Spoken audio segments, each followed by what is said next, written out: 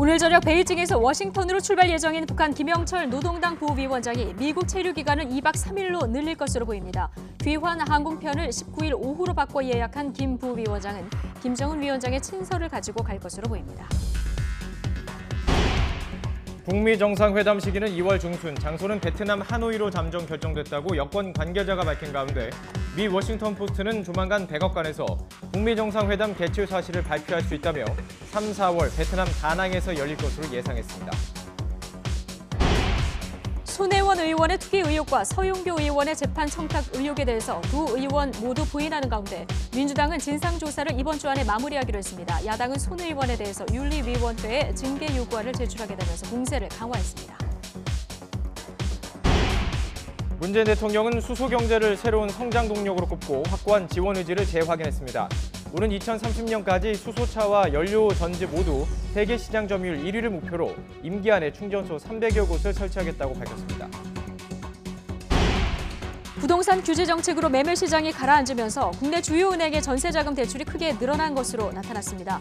은행권은 지난해 12월 전세자금 대출은 62조 9,700억 원으로 석 달 전보다 5조 원 이상 증가했다고 밝혔습니다. 브렉시트 합의안 부결 이후 실시된 영국 정부 불신임안 표결에서 메이 총리가 승리했습니다. 메이 총리는 브렉시트 합의안을 대체할 플랜 B를 제시할 예정이지만 세계 주요국들은 최악의 상황에 대비한 비상계획 마련에 본격적으로 나섰습니다.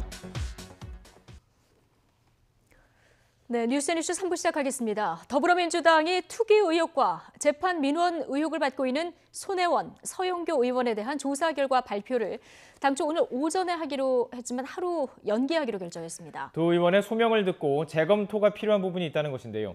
하지만 야당까지 거세게 비판하면서 후폭풍이 만만치 않은 조짐입니다. 국회 취재기자 연결합니다. 염혜원 기자. 네, 국회입니다. 네, 원래 오늘 오전 중에 진상조사 결과를 발표하기로 했었는데 내일로 하루 연기가 됐군요. 네, 그렇습니다. 민주당은 조사가 더 필요한 부분이 있다면서 발표를 내일로 미뤘습니다.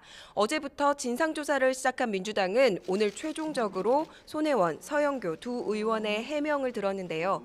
이 과정에서 두 의원이 억울하다는 입장을 표명했고 추가로 소명한 부분이 있기 때문에 좀 더 신중한 결정이 필요하다고 설명했습니다. 다만 논란이 증폭되고 있는 만큼 내일 최고위원 회의에서 바로 결정을 내릴 것으로 보입니다. 서영교, 손혜원 의원에 대해서는 당 사무처에서 사실관계 확인과 진상조사를 하고 있습니다. 시간이 많이 걸리지 않도록 이번 주 내에 이 문제를 마무리하도록.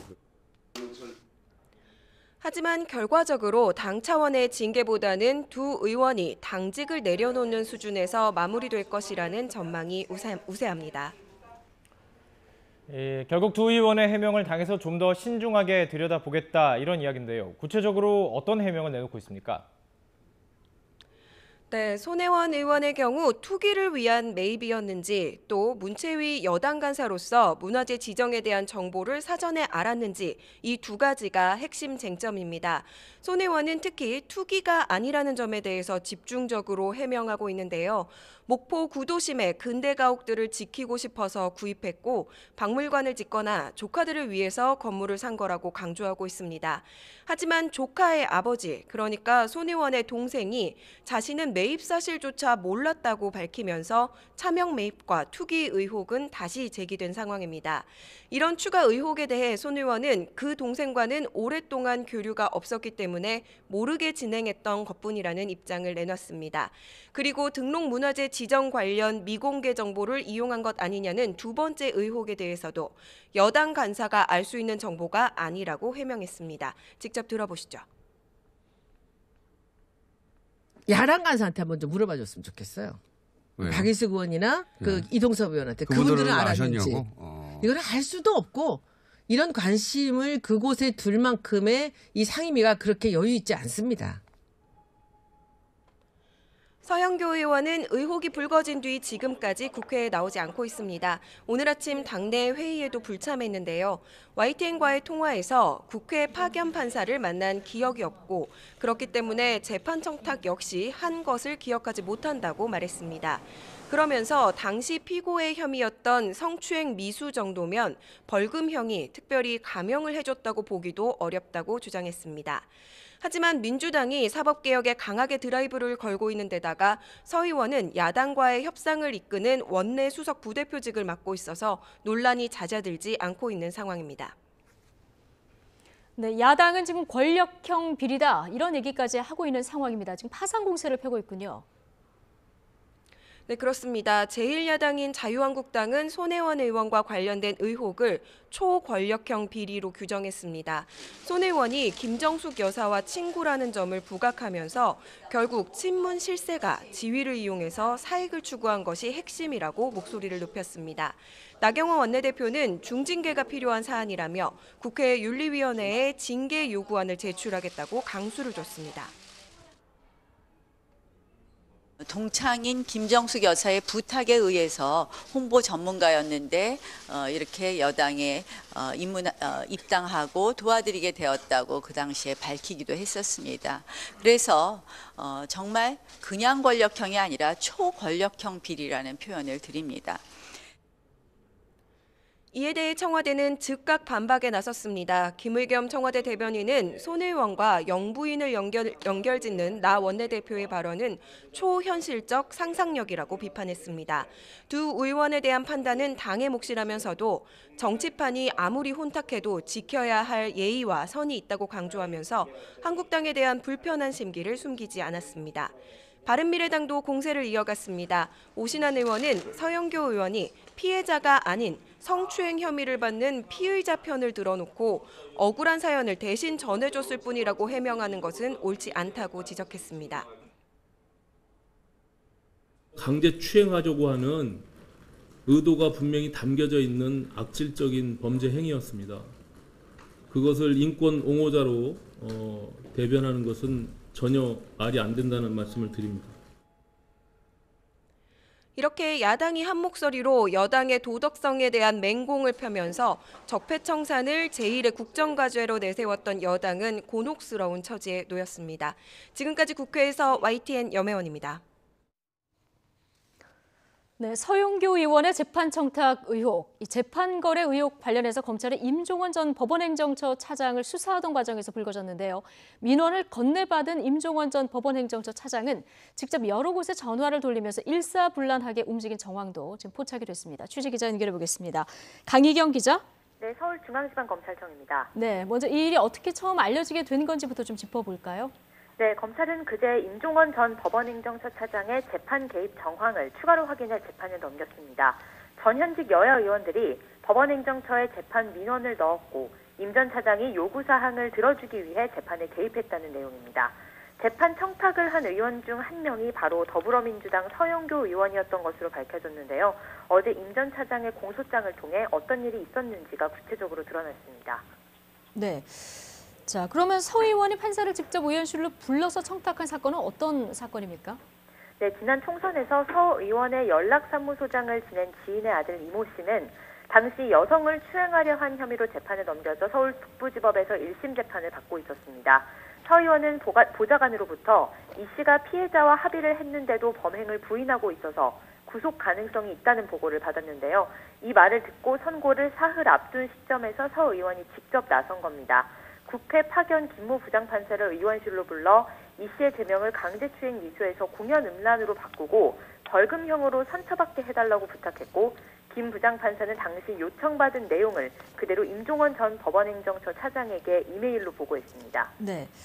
자, 법사위 소속 국회의원의 민원이 법원에 전달이 됐고요. 그 이후 법원 움직임이 굉장히 빨랐다면서요. 네, 임 전 차장은 메일을 보고받은 뒤 바로 다음 날부터 발벗고 나서기 시작했습니다. 임 전 차장은 먼저 문용선 당시 북부지방법원장에게 전화를 걸어 서 의원의 요청사항이 재판부에 전달되게 해달라고 말했습니다. 문 전 법원장은 재판 담당 박모 판사를 불러서 나가주지 못해 미안하다며 이를 전달했습니다. 더 나아가 임 전 차장은 법원행정처 기획총괄 심의관을 통해 박 판사가 소속된 재정합의부 부장판사에게도 서 의원의 청탁 내용을 재차 확인한 것으로 드러났습니다. 결과적으로 법정형이 가벼운 공연음란죄로 죄명이 변경되진 않았습니다. 하지만 박 판사는 범행 정도가 약하다는 점 등을 고려해 벌금 500만 원을 선고했는데요. 이 씨가 공연음란죄로 처벌받은 전력이 있어서 징역형 가능성이 작지 않았는데도 서 의원 요구대로 실제 벌금형에 그친 겁니다. 네, 앞서 이제 국회 출입하는 염혜원 기자 전화 연결해봤었는데 서 의원이 지금 관련 의혹을 강력히 부인하고 있는 이런 상황인 거죠? 네, 국회 파견 판사가 임 전 차장에게 보고한 이메일을 확보한 검찰은 문용선 당시 북부지방법원장 등 연루된 판사 5명 이상을 불러서 사실관계를 확인했습니다. 서영교 의원에게 자기 아들 이야기를 한 이모 씨 역시 검찰 조사에서 청탁 사실을 인정한 것으로 전해졌습니다. 검찰의 소환 요구를 계속 거부하던 서 의원은 최근 서면 조사에 응했는데요. 기억이 잘 나지 않지만 만약 청탁이 있었다면 잘 들어봐달라는 취지가 아니었겠냐며 검찰의 의혹을 부인한 것으로 알려졌습니다. 서 의원은 서면 조사에서 언론 보도로 재판 청탁 논란이 불거진 뒤에도 죄명을 바꿔달라거나 형량을 깎아달라고 한 적이 없다며 검찰의 수사 내용을 반박했습니다. 재판 결과는 법원의 판단에 따른 것이라고도 해명했습니다. 네. 그런데 서영교 의원뿐만 아니라 지금 여야 막론하고 이런 청탁을 한 의원들 여럿 있는 것으로 지금 밝혀졌는데 검찰은 왜 당시에 법원행정처가 이런 민원을 적극적으로 들어준 것으로 보고 있습니까? 네, 검찰은 임 전 차장이 서영교 의원 외에도 여러 전직 의원들과 관련된 재판에 개입한 것으로 파악했습니다. 임 전 차장이 판사들에게 전병헌 전 의원 보좌관에 대한 양형 검토 보고서를 만들라고 지시하고 이군현, 노철래 전 의원에게는 이른바 법률 자문을 해준 사실도 확인했습니다. 결국 양승태 사법부가 국회 법제사법위원으로 있던 의원들에게 상고법원 설치 등 도움을 받기 위해 움직였다는 게 검찰의 판단인데요. 예를 들어 서 의원은 상고법원 입법안의 유보적 입장이었는데 서 의원의 마음을 돌리기 위해 재판 민원을 들어줬다는 겁니다. 검찰은 이런 과정에 임 전 차장의 윗선이던 양승태 전 대법원장이 직접 지시를 내리거나 관여한 부분이 있는지도 들여다보고 있습니다. 지금까지 서울중앙지검에서 YTN 강희경입니다. 자유한국당 홍준표 전 대표가 SNS를 통해서 황교안 전 총리를 우회 비판했다가 논란이 일자 뒤늦게 삭제했습니다. 홍 전 대표는 자신의 페이스북에 황교안 레밍 신드롬으로 모처럼 한국당이 활기를 되찾아 반갑다면서 도로 친박당, 도로 탄핵당, 도로 병역비리당이 되지 않도록 당 관계자들과 당원들이 함께 노력해달라고 꼬집었습니다. 이른바 레밍 신드롬은 맹목적으로 다수에 편승하는 것을 뜻하는 말로 홍 전 대표의 이 같은 언급은 전당대회 출마가 유력시되는 황 전 총리의 약점을 비난한 것으로 해석됩니다. 홍 전 대표는 그러나 레밍 신드롬이라는 말을 쓴 것을 두고 당 안팎에서 논란이 일자 관련 단어를 삭제한 뒤 황교안 전 총리 입당으로 모처럼 한국당이 활기를 되찾아 반갑다고 정정했습니다. 홍준표 전 대표의 발언에 대해서 황교안 전 총리는 어떤 입장일까요? YTN 취재진이 황 전 총리를 직접 만나서 입장을 들어봤는데요. 최근 나오고 있는 친황이란 말에 대한 생각까지 함께 들어봤습니다. 나는 친한이다. 친한. 대한민국을 나는 사랑한다. 또 한국당하고 친하고 싶다. 그 얘기했어요. 알겠습니다. 지금은 뭐 그런 거 따질 때도 아니고 따져서도 안 되고. 우리 홍 의원은 나하고 초임 때도 같이 한 분이에요. 네. 그 마음에 진정성이 있다고만 생각합니다. 어렵지만 하여튼 최선을 다하겠다는 의지들이 많고 또 일견 보기에 아주 우수한 자원들이 많이 있는 것 같아요. 미국 워싱턴 DC를 방문하는 김영철 북한 노동당 부위원장이 1박 2일이던 체류 일정을 하루 더 연장할 가능성이 큰 것으로 보입니다. 김 부위원장은 미국 동부 현지 시각으로 17일 워싱턴 DC를 방문했다가 18일 돌아오는 항공편을 예약했지만 귀환 일정을 다시 19일 오후 3시 35분 에어차이나 항공편으로 바꿔서 예약했습니다. 김 부위원장이 19일 항공편으로 돌아온다면 애초 1박 2일로 잡혔던 방미 일정이 2박 3일로 늘어나게 됩니다. 네, 이렇게 2차 북미 정상회담 준비를 위한 북미 고위급 회담이 예정된 가운데 여권 관계자는 2차 북미 정상회담의 장소가 베트남 하노이로 잠정 결정됐다고 말했습니다. 이 관계자는 YTN과의 통화에서 이미 북미가 회담 장소를 베트남 하노이로 잠정 결정했다면서 두 정상의 극적인 만남을 위해 하노이의 명물인 호안kiem 호수에 특별 무대를 만드는 방안도 추진 중인 것으로 안다고 설명했습니다. 2차 북미 정상회담의 시기는 2월 중순이 유력한 것으로 알려졌습니다. 도널드 트럼프 미국 대통령이 미 동부 시간으로 이르면 18일 2차 북미 정상회담 개최 사실을 공식 발표할 수 있다고 워싱턴 포스트가 보도했습니다.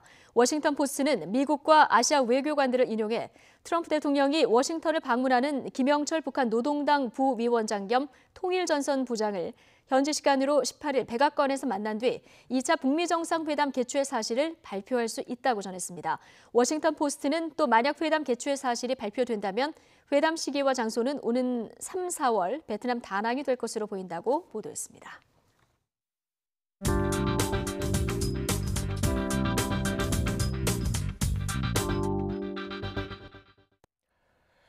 전두환 전 대통령은 5.18 광주 민주화운동 관련자의 명예를 훼손한 혐의로 기소돼서 재판을 받고 있습니다. 2017년에 펴낸 그의 회고록에서 5.18 당시 계엄군의 헬기 사격을 증언한 고 조비오 신부를 가면 쓴 사탄 등으로 표현한 것에서 소송이 시작됐는데요. 그런데 이런저런 이유를 들으면서 재판 출석을 하지 않고 있습니다.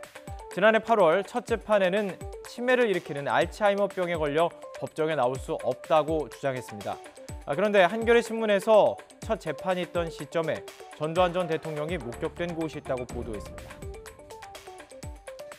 지난해 8월에 이제 알츠하이머를 이유로 해서 첫 형사재판 출석 거부를 했고 또 이 최근에도 불출석하지 않았습니까?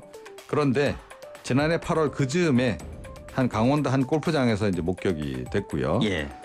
최근 두 번째 불출석하기 한 달 전에도 부인 이순자 씨와 함께 골프장을 찾은 것으로 지금 전해지고 있습니다. 네네.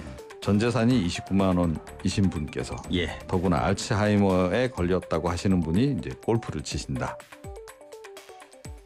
올해 초부터 전두환 전 대통령의 이름이 계속 포털 사이트에 오르내리고 있습니다. 이미 부인 이순자 씨가 남편을 두고 민주화의 아버지다 이런 발언을 해서 많은 논란을 일으켰었죠. 당시 박지원 민주평화당 의원은 그럼 민주화의 할아버지는 박정희 대통령이냐고 반문하기도 했습니다. 다시 들어보시죠. 어제 이튿날인데 참 우울한 날이었어요. 이순자는 우리나라 민주주의 아버지를 전두환 만들고 법꾸라지 우병우는 나오고 아무튼 참 이상한 날인데요. 만약 그런다고 하면은 대한민국 민주주의 할아버지는 박정희, 민주주의 아버지는 전두환, 민주주의 누나는 박근혜.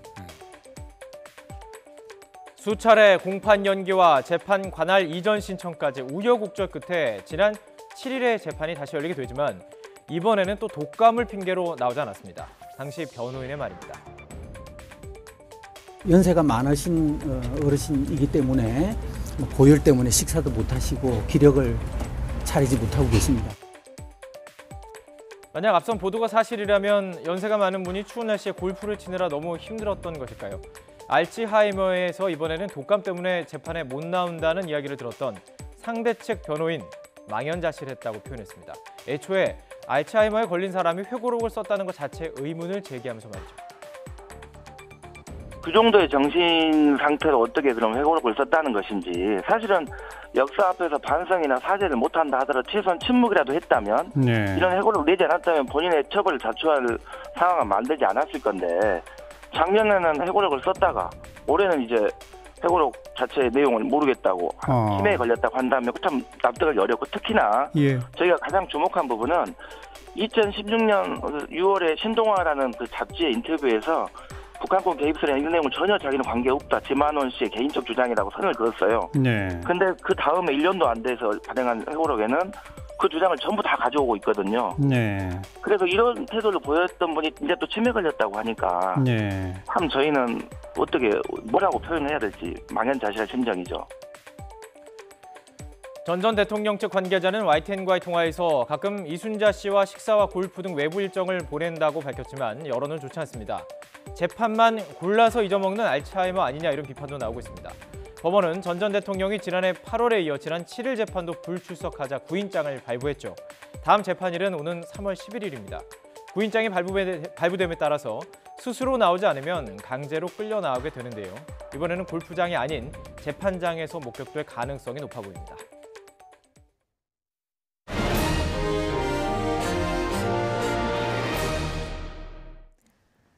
청와대 특별감찰반에 민간인 사찰 의혹을 제기한 김태우 수사관이 오늘 네 번째 참고인 조사를 받고 있습니다.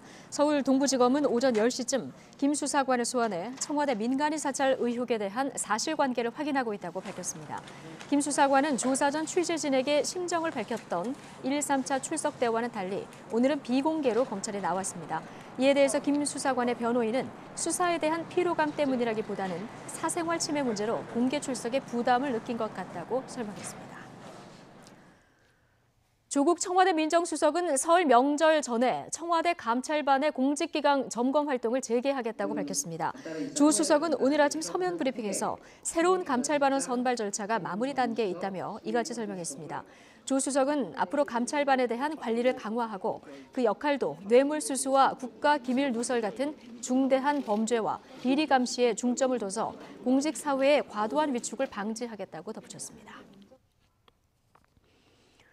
국가정보원으로부터 뇌물 1억 원을 받은 혐의로 1심에서 실형을 선고받은 자유한국당 최경환 의원의 항소심 판결이 오늘 오후에 내려집니다. 최 의원은 경제부총리 겸 기획재정부 장관이던 지난 2014년 10월 부총리 집무실에서 이현수 전 국정원 기조실장으로부터 특수활동비로 조성된 1억 원을 수수한 혐의를 받고 있습니다. 앞서 1심은 국가예산을 담당하는 기획재정부 장관이자 국회의원인 피고인이 직무의 공정성과 사회 일반의 신뢰를 훼손했다며 징역 5년과 벌금 1억 5천만 원을 선고했습니다. 고교 시절 유도부 코치에게 성폭행을 당했다고 폭로한 신유용 씨가 고소인 조사를 전주지검 군산지청에서 받을 예정입니다. 전주지방검찰청 군산지청은 고소인인 신유용 씨와 관련해 서울중앙지검으로부터 수사 촉탁을 의뢰했지만 최근 신 씨가 군산지청에서 조사해달라면서 다시 요청해왔다고 밝혔습니다. 체육 분야 성폭력 사건을 은폐하거나 축소하면 최대 징역형에 처할 수 있도록 처벌이 강화됩니다. 정부가 다음 달 안으로 체육 분야 성폭력 등 인권 침해 근절 대책을 수립하기로 하고 오늘 이 같은 내용의 추진 방향을 밝혔습니다. 이를 위해서 정부는 체육단체나 협회, 구단 등이 성폭력 사건을 은폐, 축소하는 경우 사용자나 관련 종사자를 최대 징역형에 처하도록 법령 개정을 적극 추진하기로 했습니다. 영국 메이 총리가 불신임 투표에서 가까스로 살아나면서 그가 내놓을 브렉시트 대안, 이 플랜 B에 관심이 집중되고 있습니다. 유럽연합 EU 주요 국가들은 최악의 상황인 노딜 브렉시트에 대비하기 시작했습니다. 이종수 기자입니다. 브렉시트 합의안을 부결시킨 영국 하원이 테리사 메이 총리 불신임안도 부결시켰습니다. 찬성 306, 반대 325, 19표 차로 불신임안이 부결됐습니다. 가까스로 정권을 유지할 수 있게 된 메이 총리는 브렉시트 합의안을 대체할 플랜 B를 오는 21일까지 제시해야 합니다.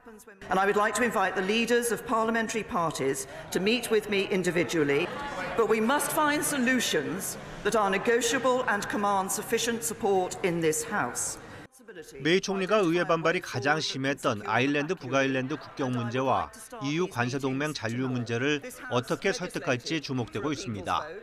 제1야당 노동당은 영국이 EU와 아무런 합의를 하지 못하는 최악의 상황은 피하는 것을 보장해야 메이 총리와 만나겠다는 입장입니다.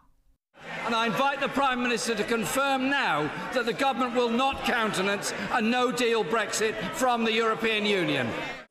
야당들은 브렉시트 관련 제2국민투표까지 거론하고 있어 당분간 정치적 혼란은 지속될 것으로 보입니다.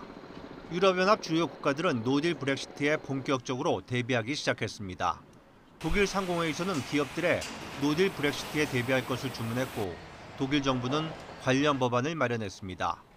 프랑스 정부는 수출 통관과 출입국 절차를 밟을 수 있도록 영불 해협 항구에 추가로 배치할 세관원들을 채용하기 시작했습니다. YTN 이종수입니다. 네, 방금 들어온 소식입니다. 북미 회담을 위해서 김영철 노동당 부위원장 겸 통일전선 부장 워싱턴으로 향하는데요. 자, 이 제2차 북미 정상회담 일정과 의제 등을 논의하기 위해서 워싱턴을 방문하기 위해 오늘 낮 베이징 공항에 도착했습니다. 자, 이 소식이 들어왔습니다. 그러니까 김영철 부위원장이 워싱턴으로 가기 위한 경유지입니다. 경유지인 베이징에 지금 도착했다는 소식입니다. 다시 한번 전해드리면 김영철 노동당 부위원장 겸 통일전선 부장이 2차 북미 정상회담 일정과 의제 등을 논의하기 위해서 워싱턴을 가기 위해 경유지인 베이징에 오늘 낮에 도착했다는 소식이 들어왔습니다.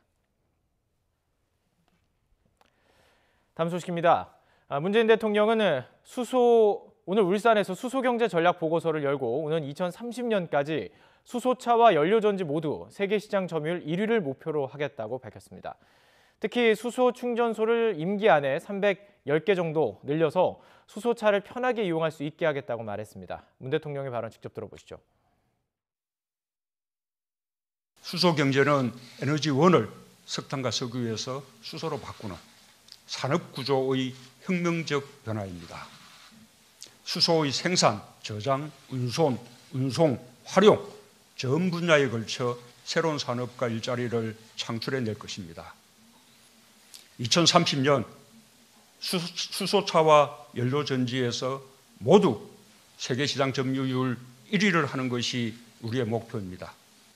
지금까지 누적 1조 원 수준인 수소경제 효과는 2022년 16조 원, 2030년 25조 원으로 규모가 커지고 고용 유발 인원은 지금까지 1만 명 수준에서 2022년 10만 명, 2030년 20만 명으로 늘어날 것입니다.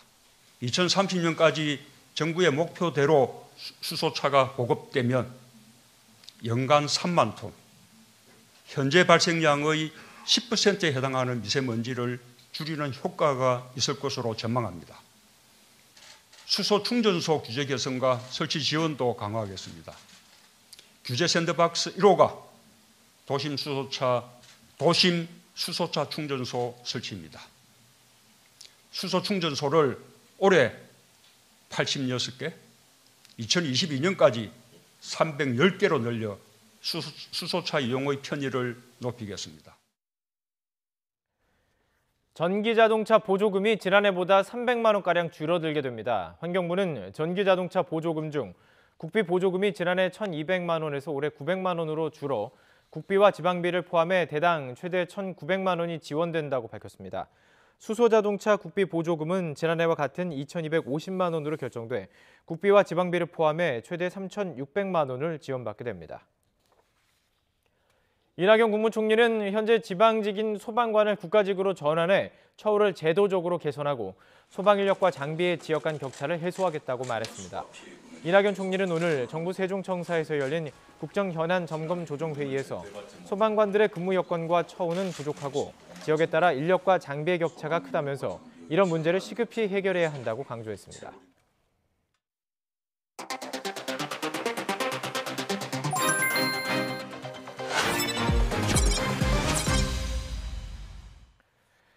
최근에 미세먼지 사태를 놓고 일부 언론과 정치권이 탈원전 정책을 주범으로 지목하면서 논란이 커지고 있습니다.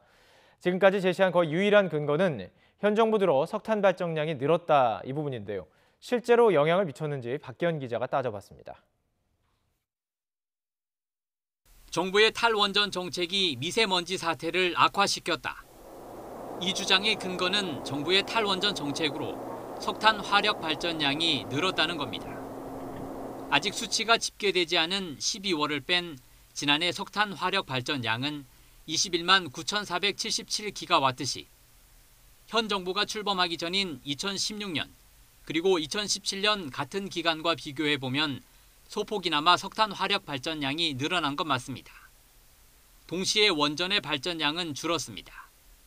그런데 이건 탈원전 정책과는 상관없고 경납 건물 부식 등으로 정비에 들어간 원전이 늘어났기 때문이라는 게 정부의 설명입니다. 하지만 반대 측에서는 정비를 명목으로 정부가 의도적으로 운행을 줄였다는 의혹을 제기하고 있습니다. 그렇다면 그 사이 실제로 화력발전소에서 배출된 미세먼지 양에는 어떤 변화가 있었을까? 환경부는 전국 석탄 발전소 굴뚝에 측정기를 설치해 미세먼지 배출량을 집계하고 있습니다. 그런데 최근 3년간 미세먼지 발생량은 꾸준히 감소한 것으로 나타났습니다. 미세먼지 저감 장치와 설비 고도화 등을 통해 오히려 미세먼지를 줄였다는 설명입니다. 또 국내 미세먼지 배출원 가운데 발전소가 차지하는 비중은 수도권에서 9%, 전국적으로 15% 정도입니다. 경유차와 각종 공장의 가동이 가장 큰 영향을 미치는 것으로 평가되고 있습니다. 정부는 2031년까지 원전 비중을 줄이면서 석탄 발전의 비중도 22.9%까지 줄인다는 계획입니다. 물론 이런 목표에도 불구하고 예상치 못한 여러 요인에 의해 석탄 발전량이 늘어날 가능성을 배제할 수는 없습니다. 하지만 적어도 현 시점에서 탈원전 정책과 미세먼지 증가에 명확한 인과관계를 찾기는 힘들어 보입니다. YTN 박재현입니다. 무고한 사람이 범인으로 몰려 10년 동안 옥살이를 겪어야 했던 약촌 우거리 택시기사 살인 강도 사건과 관련해 당시 부실 수사 등 검찰의 과오가 인정된다는 조사 결과가 나왔습니다. 법무부 산하 검찰 과거사위원회는 당시 검찰이 형식적이고 부실한 수사로 목격자인 최 모 씨를 살인 혐의로 기소했고 결국 15살이었던 소년이 억울하게 10년을 복역했다는 점에서 과오가 인정된다고 밝혔습니다. 이에 대해 과거사위는 문무일 검찰총장이 억울한 옥살이를 하고 뒤늦게 살인범의 누명을 벗은 최 씨와 가족에게 진전성 있는 방법으로 사과해야 한다고 권고했습니다. 도둑질을 하다가 경찰에 붙잡혔지만 결핵 환자라는 핑계로 병원에서 달아났던 절도범이 같은 범죄를 저지르다 다시 붙잡혔습니다. 서울 강북경찰서는 전국을 돌며 늦은 시각 빈 상점의 금고를 상습적으로 턴 혐의로 37살 이 모 씨를 구속했습니다. 결핵 환자인 이 씨는 앞서 지난해 11월에도 절도 행각을 벌이다가 체포됐지만 당시 경찰이 다른 수감자들의 감염을 우려해 병원으로 데려간 틈을 타서 달아났습니다. 캄보디아로 봉사활동을 떠났다가 숨진 대학생 2명의 시신이 국내로 운구됐습니다. 시신은 건양대학교 병원 장례식장에 안치된 것으로 전해졌습니다. 경찰은 정확한 사망 원인을 찾기 위해 유족의 의사를 다시 한번 확인한 뒤 국과수에 부검을 맡길 예정이라고 밝혔습니다. 현대차와 기아차가 미국에서 엔진 화재를 유발할 수 있는 연료 파이프 결함 시정을 위해 차량 16만 8천 대를 리콜하기로 했다고 로이터 통신이 보도했습니다. 현대기아차는 2년 전 엔진 화재 위험으로 차량 리콜을 했는데 당시 고압 연료 파이프가 잘못 설치됐거나 손상을 입었을 수 있고 이것이 화재 위험을 증가시킬 수 있어서 리콜하기로 했다고 로이터 통신은 설명했습니다. 기아차의 리콜 대상은 모두 6만 8천 대로 2011에서 2014년식 옵티마와 2012에서 2014년식 소렌토 등이고 현대차의 리콜 대상은 2011에서 2014년식 소나타 등 모두 10만 대 정도입니다. 환경부는 지난해 하반기 불법 소각 등 미세먼지 발생 현장을 특별 점검한 결과 1,241건을 적발해 이 중에 265건을 고발 조치했다고 밝혔습니다. 적발된 곳 가운데 불법 소각 현장이 전체의 87.9%로 대부분을 차지했습니다. 환경부는 다음 달에도 폐비닐, 폐자재 등 불법 소각을 집중 점검합니다. 부동산 대책 여파로 매매 시장이 얼어붙자 전세로 수요가 몰리면서 지난해 4분기 전세자금 대출이 크게 늘어났습니다. KB국민은행을 비롯해 신한과 우리, KEB하나와 NH농협은행 등 시중은행 5곳의 지난해 12월 말 전세자금 대출은 모두 62조 9,711억 원으로 집계됐는데 이는 지난해 9월 말에 비해서 5조 원 넘게 늘어난 규모입니다. 국민노후자금 637조 원을 운용하는 국민연금이 지난해 10년 만에 마이너스 수익률을 기록했습니다. 국민연금공단은 지난해 10월 말 기준으로 기금 운용 수익률이 마이너스 0.57%로 연간으로 환산하면 마이너스 0.38%라고 밝혔습니다. 국민연금이 기금 운용 부문에서 손실을 낸 것은 2008년 글로벌 금융위기 이후 10년 만입니다. 조선시대의 마지막 공주, 순조의 딸인 덕온공주가 직접 쓴 예쁜 한글이 공개됐습니다. 공주의 어머니가 사위에게 보낸 편지도 미국에서 돌아왔습니다. 보도에 이지은 기자입니다. 단아하고 예쁜 한글 글씨체.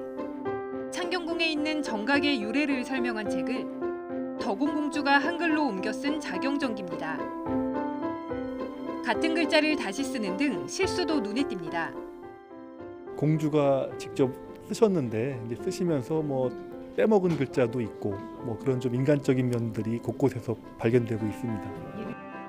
공주의 어머니 순원왕후가 사위에게 보낸 편지도 볼 수 있습니다. 딸이 곁에 와 든든하다면서 감기에 걸린 사위를 걱정하는 마음은 여느 어머니와 다르지 않습니다.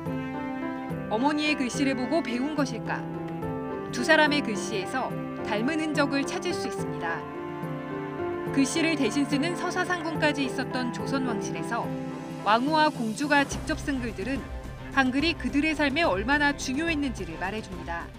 왕실 내에서 주고받는 편지는 어떤 식의 어떤 내용들이 있는가 하는 것, 그다음에 공주가 어떤 한글 관련 자료를 지니고 있느냐, 교양을 위해서 한문으로 된 것도 전부 한글로 적고, 또 명필로 알려진 상궁이 대신 쓴 왕후의 편지와 조선 왕실판 음식 만드는 법 등 다양한 자료들도 함께 공개됐습니다. 미국에 살던 후손들로부터 돌아온 덕옹공주 집안의 한글 자료는 오는 4월부터 관람객들과 만납니다. YTN 이진입니다. 대표적인 겨울 축제인 강원도 태백산 눈 축제가 내일 막이 오릅니다. 단군부터 스핑크스까지 다양한 눈 조각들이 벌써부터 관광객들을 유혹한다는데요. 송세혁 기자가 미리 다녀왔습니다. 해발 800m 태백산 단골광장. 높이 8m, 너비 50m의 거대한 눈 조각이 펼쳐집니다. 단군과 제우스, 포세이돈 등 한자리에 모인 신화 속 주인공들은 저마다 위용을 자랑합니다. 이집트 아부신벨 신전과 스핑크스도 순백의 눈 조각으로 재현됐습니다. 순백의 나라에 와서 많이 좋은 거 보고 눈에 꽉 감아가지고 그렇게 갈 생각입니다. 눈 조각에 쓰인 인공눈은 모두 6만 톤, 25톤 화물차 2,400대 분량입니다. 빙등제로 유명한 중국 하얼빈에서 초청한 눈 조각가 30명이 한 달 가까이 구슬땀을 흘렸습니다. 모두 27개 눈 조각 작품은 이곳 태백산 광장과 황지 연못 등 태백 시내 곳곳에 전시됩니다.